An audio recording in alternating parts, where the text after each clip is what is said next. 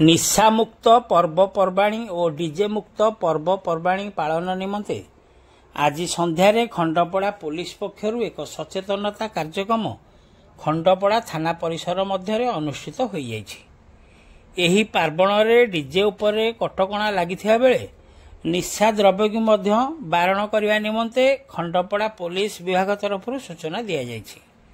आसंता 9 तारिख में जगजननी माँ दुर्गांकर शारदीय पूजा उत्सव अनुष्ठित हेबाकु थिबारु पवित्र दशहरा और पारंपरिक भसाणी पर्व किपरि शांति श्रृंखला सह अनुष्ठित हेबो से संपर्क में खंडपड़ा पुलिस पक्षरु एक सचेतनता कार्यक्रम जरिया समस्त को सूचना प्रदान करा जाइछि।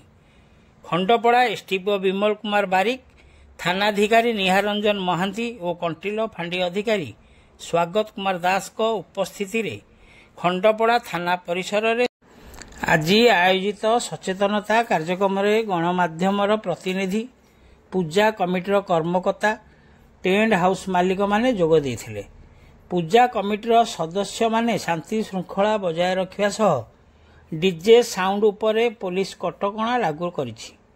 पुलिस ठारू आवश्यक अनुमति और परामर्श नहीं टेंट हाउस मालिक माने डीजे साउंड व्यवहार करने को सूचना मध्य दिया जाइछि।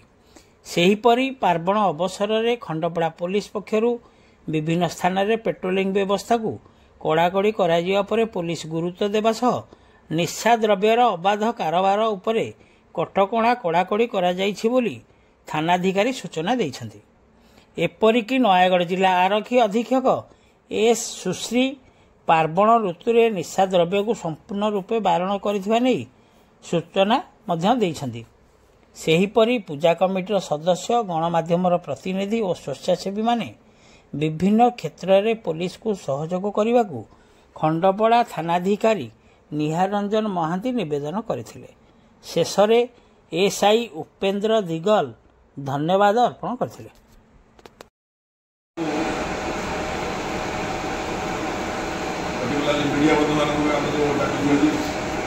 पूजा कमिटी मेम्बर मान जहाँ डिस्कसन हम कि जहाँ आम सजेसन नबू कि किसी सजेसन नबू से सजेसन बाबद मीडिया बंधु मान अनुरोध रहा वाइड स्प्रेड हवा दरकार पब्लिसिटी तार भल भी हेल्ले लोक भी जानवे आम किसी गाइडलाइंस अच्छी से गाइडलाइंस को हमको मानिया पड़ो। किसी गाइडलाइंस पुलिस अच्छी पुलिस भी से गाइडलाइंस को मान आपण जो गाइडलाइंस गुड़ा आम कहूँ से गाइडलाइंस अनुसार आप जो परमिशन दरकार परमिशन अप्लाई करेंगे, जो वॉलंटियर दरकार से वॉलंटियर देवे। पुलिस सफिशिएंट पुलिस न था कारण दुर्गा पूजा ओडिशार गोटे बड़ पर्व।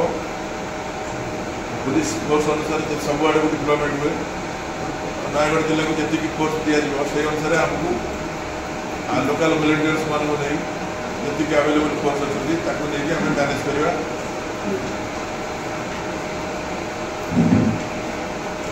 आम गणना एनडीओ सार अच्छा सार आमको डिटेल्स कहे आम जो आम कल जाइलु आम नुआ एसपी मैडम जॉइन कर बहुत किसी गाइडेंस देते सार आप बुझे जहाँ आपर जब किसी मन में सन्देह थी से बाबद भी आप क्वेरी करेंगे। आमको पूजा कमिटी प्रेसिडेंट सेक्रेटरी सांबादिक भाई मैंने आपण मैंने बहुमूल्य समय नष्ट कर आम थानार जो माने शांति कमिटी में जोग दे खंडपड़ा थाना तरफ आपण बहुत बहुत धन्यवाद जनाऊँ।